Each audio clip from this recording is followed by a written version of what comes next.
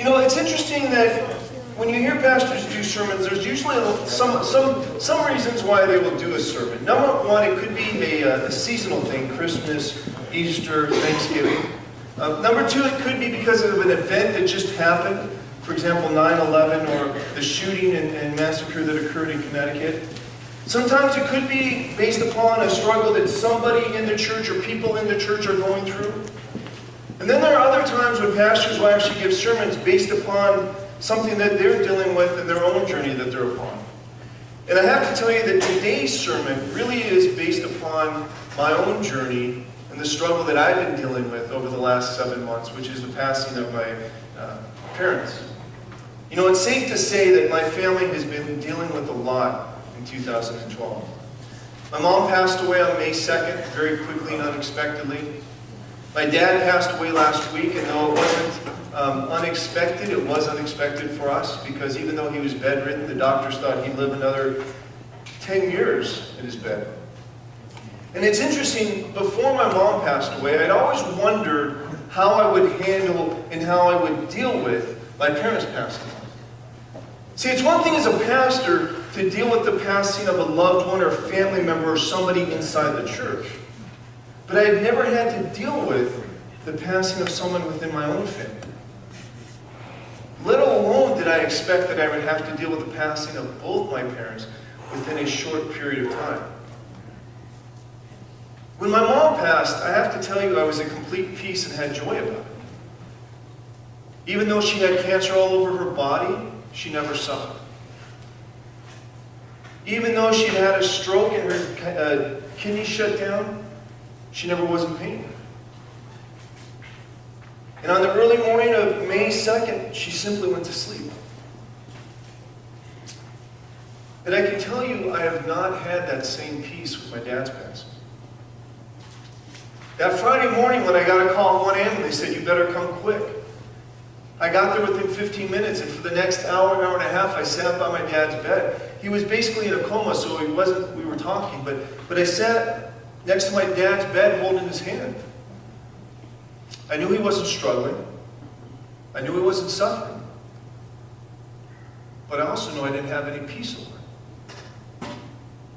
And after the nurses came in and they declared that he had died, after I signed the paperwork, and after I went home, I struggled with the fact that I didn't and couldn't find any peace in his passing.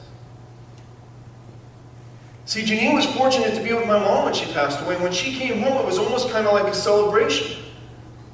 We were thanking God for the fact that she never, ever, ever suffered. We were thanking God for the fact that we knew exactly where she was. And yes, we missed her, but we had peace and joy about it. Now, I'm thankful that my dad said the sinner's prayer about a week before he passed away. I'm thankful for the fact that he didn't suffer. But that hasn't helped me and my family during this time.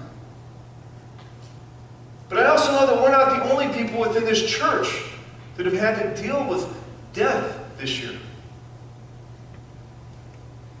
Look around you right now. On a good Sunday, we have 40 to 50 people. But in this tiny little church, in 2012, I have done 5 funerals or memorial services for people in this church or for family and friends of people in this church. And if we widen that scope just a little bit wider, there's even more of you that have experienced the death of a loved one or family member this year.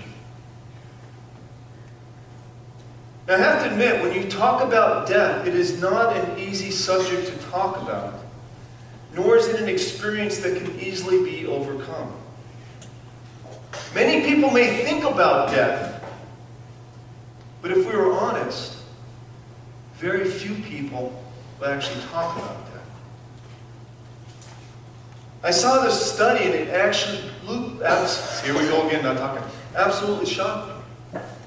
A study of sympathy cards shows that only 3% of sympathy cards sold actually mention the word death. And it's interesting to see how people will deal with death when they're encountered with it. You have some people that are so afraid of death that when they have a family member or friend that dies, they do nothing. They don't talk to the person. They don't help the person. Their way of handling with it is that they absolutely just stay away from the person. For others, they'll deal with it, but it's still difficult to say the word death. We may offer condolences to people for their loss. We may offer condolences to people for their passing. But it's very difficult for us to say that I'm sorry that someone died. Now, I can tell you on a personal note how appreciative Janine, the boys, and I have been of the love that this church has shown us this year. It is through your prayers, it is through your love, and it is through your support that we have actually been able to get to this point where we are. And I'm so thankful that our church didn't pull away from us as so many people would want to. But our church actually pulled closer to us during that time. And regardless of whether or not I was the pastor here, I want to tell you how honored and thankful I am to be a part of a church just like this. So why don't we talk about death? Well, one reason is because we tend to avoid talking about things that we're uncomfortable with. But another reason is that we also think that if we don't talk about it, it won't happen to us. So in other words, if we don't talk about death, then it's not going to happen to us. If we don't talk about the passing of a loved one or a friend, then we hope and pray that we'll never have to deal with them. But today I want to talk to you about how we deal with the death of someone close to us by looking at the facts of death as the Bible lays it. You know, really in life there are only two things that are guaranteed, and no one of them is not taxes. One of the only things that is guaranteed in life is death. Let's face it. Except for two people in the Bible, everybody experiences death. People die. They die unexpectedly. They die too young. They die because of the acts of another person like we just experienced in Connecticut. And sometimes they die naturally. You know, people that we always thought would be around us one day are gone. I was talking to someone a couple years ago, and they were very close with their parents. They were actually the caregiver of their parents. And their dad passed away, and then a couple years later, their mom passed away. And after the mom passed away, they told me, they said, you know, I never imagined it would be like this. I just assumed that one day all three of us would go, maybe in a car crash. I never imagined or thought that I would have to be here dealing with it. I never imagined or thought that I would be the only one left. And even though some may avoid death longer than others, you know, I was going through the internet and I was trying to research the oldest person in the world right now. And I'm not being funny, but it kind of changes a lot. Like earlier this year, there was this woman in Des Moines, Iowa. She was 115 years, 245 days old. No, but that's not the amazing part about this lady. It was talking about, I'm sorry, get off track for a second here. It was talking about like all the things she did in life. This lady, one of her jobs is she used to clean houses. This lady didn't stop cleaning houses until she turned 90. Can you imagine that? 90. But she passed away, and then it was someone else, and then they passed away. And there's some discussion going on between, I think, a man in Japan and someone in China or something. Like the guy says he's like 127, and the woman in China says like, no, I'm the oldest one, I'm 116. And I'm like, at that point, who even counts, right? I'm going to be 47 this year, and I'm like, well, I got to stop talking kind of that. But even though people may want to avoid it or deny it, the one thing we have to come to grips with is that death is real. Death is real. In Hebrews 9:27 it says, "And as it is appointed for men to die once." See, we have to get to the point where we can understand and accept the point and the fact that death is real for all of us. Because when we get to the point that we accept it, then we can begin preparing ourselves for this. We have to be willing to talk about it. We have to be willing to plan for it. And most importantly, we have to be willing to deal with it. And one of the key components that we experience when someone close to us dies is, how do we handle that death? Because based upon the situation and circumstances of the person, it's going to be different. To lose a parent or grandparent is to lose the past. To lose a spouse or sibling or friend is to lose the present. And to lose a child is to lose the future. And while we all may be Christians here, and while we all may believe that after death there becomes a life, it doesn't mean that it makes it easier or easy for us to handle that. Church, you have to understand something right now. That when someone you love or close to you dies, it is okay to be sad. It is okay to say that you're hurting. It is okay to say that you are lonely. See, too often we're told that how we respond during trials will speak more about our walk with Jesus than how we respond when things are going well. And because we think of that, we think that when we go through trials, we can't be sad. We can't admit that we're hurting. We can't admit that we're okay, that we're not okay. And I have to thank Brother Tim for reminding me of this fact last week. That even though we are Christians, even though we believe in heaven, and even though we know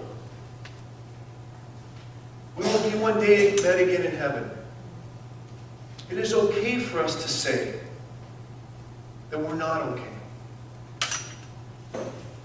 Too often we don't want it to seem like we're weak or struggling in our walk. So people will ask us, "How are you doing?" And the first word out of our mouth is, "Well, I'm fine, I'm okay. Thank you, Jesus." But deep down inside, we know that we're not. We think that if we admit that we're not okay, we're showing a weakness in our faith. But I want you to know that it's okay to tell people that you're not okay. It's okay to tell people that you can't sleep, eat, think. It's okay to tell people that you're hurting. And it's okay to say that you're good in Jesus, even though when you might not be good in yourself.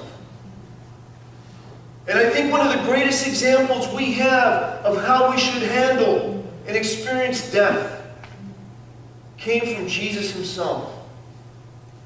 We read in John 11:35, 2 words. Jesus wept. 2 simple words that tell us how Jesus felt about death. The death of a friend. Those 2 simple words show us that Jesus experienced sorrow when Lazarus, his friend, died. Jesus was showing us that pain and suffering that comes from as a result of death is okay. He saw the pain and suffering on Lazarus' family, his sisters Mary and Martha, and his friends. And that brought tears to his eyes. Jesus wasn't crying tears of joy that day. Jesus was crying tears of sadness. In church, if Jesus could cry tears of sadness and express sorrow at the death of someone he loved, then we too should allow ourselves to weep when someone close to us dies. Wrongfully, I believe we've been taught that mourning is a sign of weakness. But we have to understand that grieving is a part of death. Grieving is a part of death. And if we were honest with ourselves, we would all admit that we all need to grieve. There are many examples in the Bible of people that grieved at the loss of someone. We see in Genesis 37 that Jacob, when he thought his son Joseph had died, we see that Jacob grieved. He said, "Then Jacob tore his clothes, put on sackcloth, and mourned for his son many days." David, you remember that whole incident with Bathsheba and she got pregnant, there was a child? David, when the child died, said that he pleaded with God for the child. He fasted and went into his house and spent the nights lying on the ground. And then there's Stephen, the one that we always look to as the martyr, the one who died for his faith in Jesus, the one where we read in the Bible that it says Jesus stood. The only time we read in the Bible that Jesus stood at the right hand of God to say, "Well done, good and faithful servant." How much more of a joyous occasion do you need? Well, what do we read in Acts 8:2? It said his friends, the devoted men, carried Stephen to his burial and made great lamentation over him. Lamentation means to mourn or express one's grief passionately. Yes, church, there may be some joy when someone dies, if that person knew Jesus. But it doesn't mean that their death is not painful. And even for Christians, the death of someone you love and close to you can cause confusion, doubts, and may even cause people to blame God. While that may seem unusual, it isn't necessarily unnatural. See, God doesn't mind when we ask questions, but He gets upset when we stop looking for the right answer. And we have to know that the amount of time it takes someone to grieve will vary. For some it may take months, for some it may take years. And you have to understand that that is okay. Because the grieving process is not to make you forget about someone, not to accept the loss and just move on. But the goal of the grieving process is to not let your grief paralyze you. And church, it's going to take more than one sermon to make you feel better. In fact, the Bible tells us what we must do to help us with and through that grieving process. Number one, Matthew 5:4, Jesus says in the Beatitudes, "Blessed are those who mourn, for they will be comforted." So if we're not willing to allow ourselves to mourn, then how on earth are we going to allow ourselves to be comforted? But Paul says in Romans 12:5 that if we're going to mourn, then we have to rejoice with those who rejoice and weep with those who weep. What he's saying is, church, if you're mourning, if you're grieving, you need to be around your brothers and sisters in Jesus Christ. Because it is that family that will help you through this process. It will be that family that weeps with you. It will be that family that wipes away your tears. It will be that family that prays for you. The worst thing that you can do as you are grieving is to walk away from God. Walk away from your church. Walk away from your church family. Because too often when we do that, when we stop looking to our brothers and sisters for that comfort, we look to other things and other people for that comfort. Church, I can tell you that those other people and other things, they may mask the pain, but they will never make the pain go away. That's why fellowship within the church is so important. Because we have to feel and experience that love of God. That love that only a church, that love that only a people through a church can give to us. And knowing that losing someone close to you is real and painful, the Bible also tells us one more thing about death.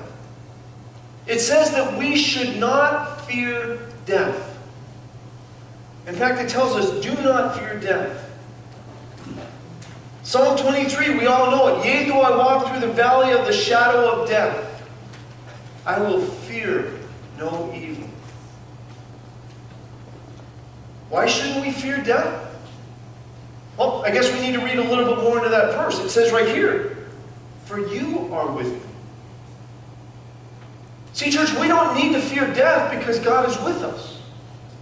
And why is that important that God is with us? Well, another reason why we don't need to fear death is because Jesus has already conquered death.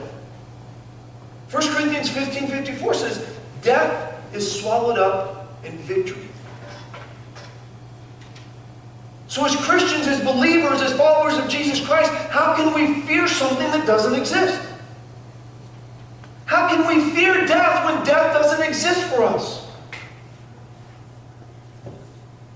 What we have to come to grips with and terms with is that death for believers is not an ending, but it is the beginning of a wonderful and new experience with God.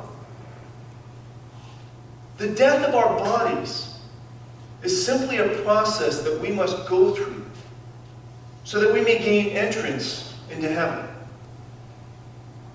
I'm sure you all are familiar with Frank Pastore. He was the talk show host at KKLA. Well, on November 19th, he was having someone on and they were talking about the fact that body and soul are different. They may be combined in one place, but in the end, body and soul are different. And he said this quote, and Frank Pastore was an avid motorcycle rider. He says, so at any moment, especially with the idiot people, that's his words, not mine, idiot people who cross the diamond lane into my lane, all right, without any blinkers, not that I'm angry about it, at any minute I could be spread all over the 210. But that's just my body part. And that key distinction undergirds the entire Christian world view. An hour later, on his way home on the 210 freeway on his motorcycle, a car, the woman actually happens to be from Glendora, veered into the diamond lane, hit him, and his body was laid out on the 210 freeway. On December 17, 2012, Frank Pastore died and went home to be with Jesus. But I think his words, while they may be a little weird and eerie, are so telling. Frank knew that when his body died, it was just his body. But at the moment of his passing, he knew that there was a much more exciting experience awaiting his soul. See, church, that's why we shouldn't fear death, because there is something more exciting, something more amazing, something more wonderful awaiting us. Now, I know this may seem a little bit weird or bizarre, but if you know me, it kind of makes sense. I would rather do a funeral than a wedding. Now, you may be like, well, that's kind of dark, but let me explain this to you. I know.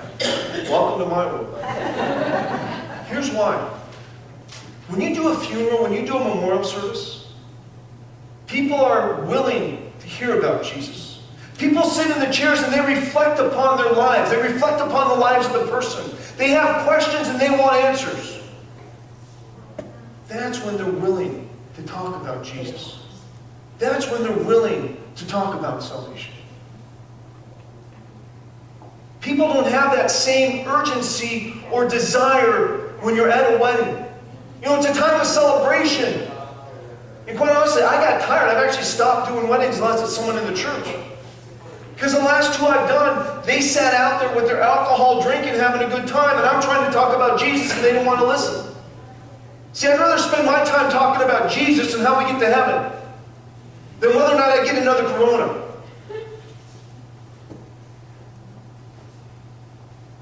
Ecclesiastes 7:4 says, the heart of the wise is in the house of mourning. Psalm 90:12 says, so teach us to number our days that we may gain a heart of wisdom.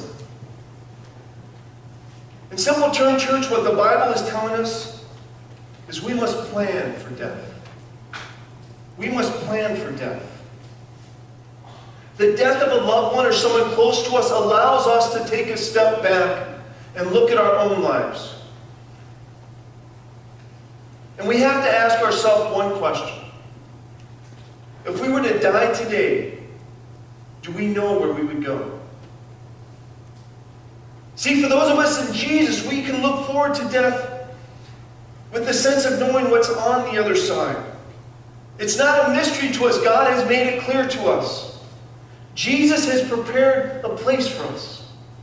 That's what he said in John 14. He says, I go to prepare a place for you. And if I go and prepare a place for you, I will come again and receive you to myself, that where I am, you may be also. And that's why I thought it was actually kind of fitting to have this conversation right after Christmas. Because at Christmas we celebrate the birth of Jesus, the baby Jesus.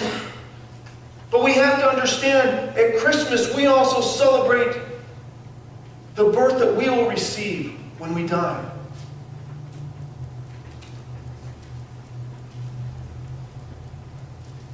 John 8:51 says, Most assuredly I say to you, if anyone keeps my word, he shall never see death. Church, you have to understand that for us, death is not an end, but it is a beginning. Right after the shooting, the school shooting in Connecticut, I listened to Kate Kelly all day. New Life Live, which is on at 2 o'clock, Steve Arterburn, he's the guy that wrote Every Man's Battle, Every Woman's Battle. We did that series on that. But he was on the radio and he said something that just really struck me. He said, death is not an end. It is a healing of an illness. See, I prayed for my parents to be healed, and they were. The moment they passed, the moment they died, they were healed from their illnesses. The moment my mom died, she no longer had cancer. The moment my mom died, she no longer had kidney failure. The moment my dad died, he was healed of his pneumonia. So yes, church, we may have stuff in our bodies that we have to deal with, illnesses and injuries, but we have to know that the moment we die, the moment we meet Jesus, we are healed. So if we're going to prepare for death, we have to, number one, turn our eyes upon Jesus. Psalm 77:2 says, I sought the Lord.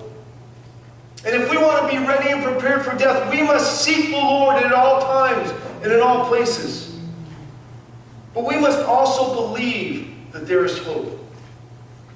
Psalm 119:50 says, My comfort in my suffering is this: your promise preserves my life. Jason, guys, if you want to come up. Well, what is this promise? What is this promise that gives us hope? Well, we know that Jesus, when he came, gave us the promise of life, gave us the promise of salvation, gave us the promise of eternity. And no matter what we go through here on earth, that promise never dies. That hope is never taken away. See, no matter how good a shape we are in right now, no matter how many vitamins we take, no matter how many times we run or work out in the gym, we can never escape the inevitable. That one day we will all die. And that's why we must live each day to its fullest. We literally need to live each day like it's our last. Don't take the people and things in your life for granted. Take advantage of every day that God gives you. Use it to make a difference in someone's life around you. Live your life with those around you with no regrets. The American poet Robert Frost said, in 3 words I can sum up everything I've learned about life. It goes on. Yes, life does go on. But have you ever seriously thought about the fact that one day you will die? You need to. You need to be prepared for it because it will occur. Have you accepted Jesus as your Lord and Savior? If the answer is no, then you're not ready to die. I told you that there are two things in life that are guaranteed. Number one, Hebrews 9 tells us that death is guaranteed.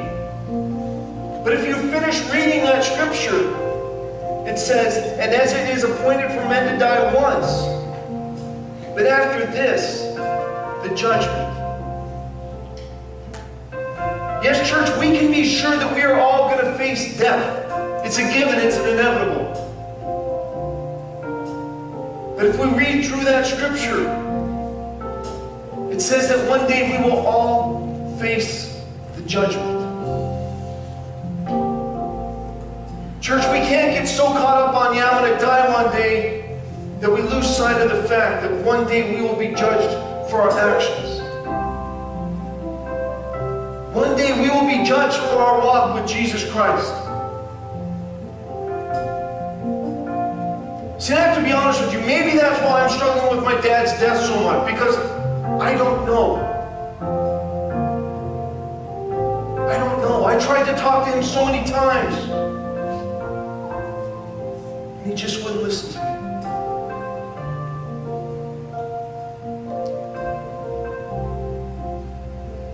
And maybe when I asked, do you know where you're going? Maybe your answer was, I don't know.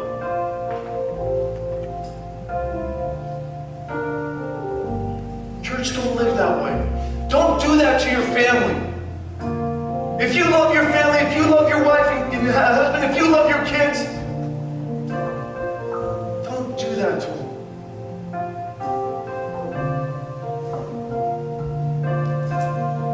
The greatest gift we can give our family when we die is the peace of knowing where we are.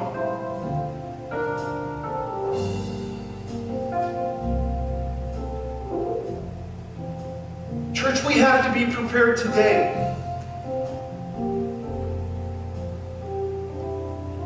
We have to accept Jesus into our hearts. We have to give Him our life. We have to follow His word.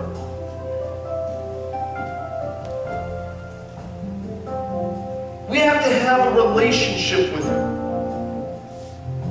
And while we may sit there and say, well, but I do a lot of good things, that's great. But I can tell you there's a lot of people that don't make it to heaven that do a lot of good things. Craig once said, the most important question isn't, do you know Jesus? The most important question we have to ask ourselves is, does Jesus know us?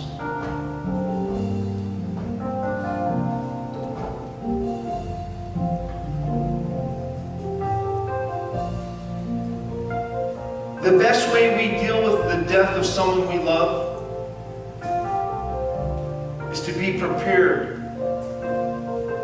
and deal with our own death.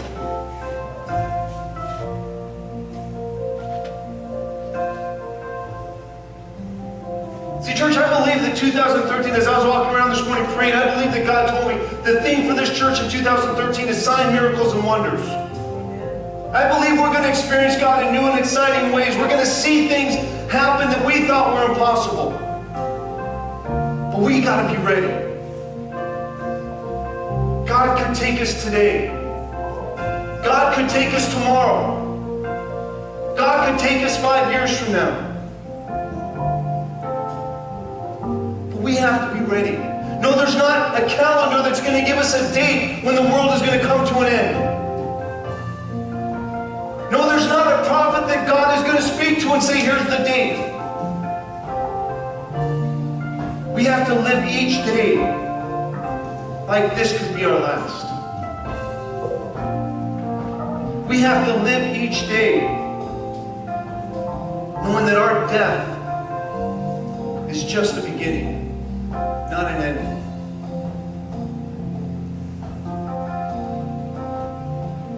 Church, I'd love to be able to sit up and tell you, you know, I went through this journey and I'm good now. Life's good. Then I'd have to confess for being a liar. We are better.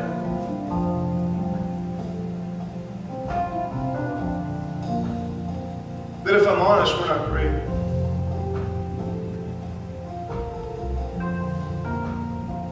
Church, I want you to know that's okay.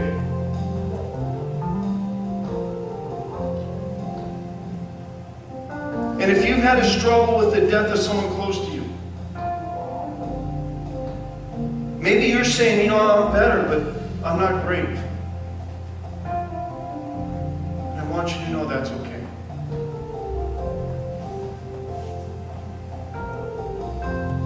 But I want you to allow yourself to let us put our arms around you and embrace you, to weep with you, to comfort you.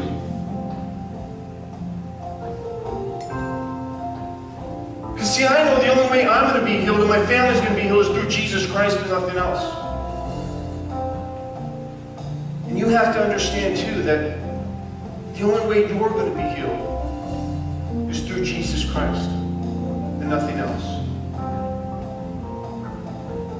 So Lord, we thank you for the peace that you give us, Lord. And the comfort of knowing that death is not an end, but a beginning.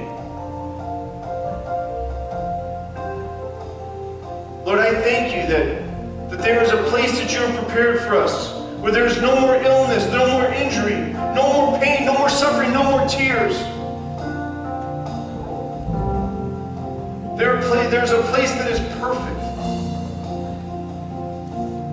where we will be at peace, where we will spend eternity worshiping you.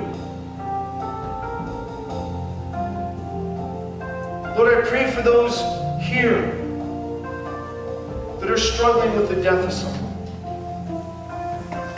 Lord, I ask that your Spirit would comfort us. Your Spirit would touch us. Your Spirit would heal us. In Jesus' glorious and awesome and mighty name we pray.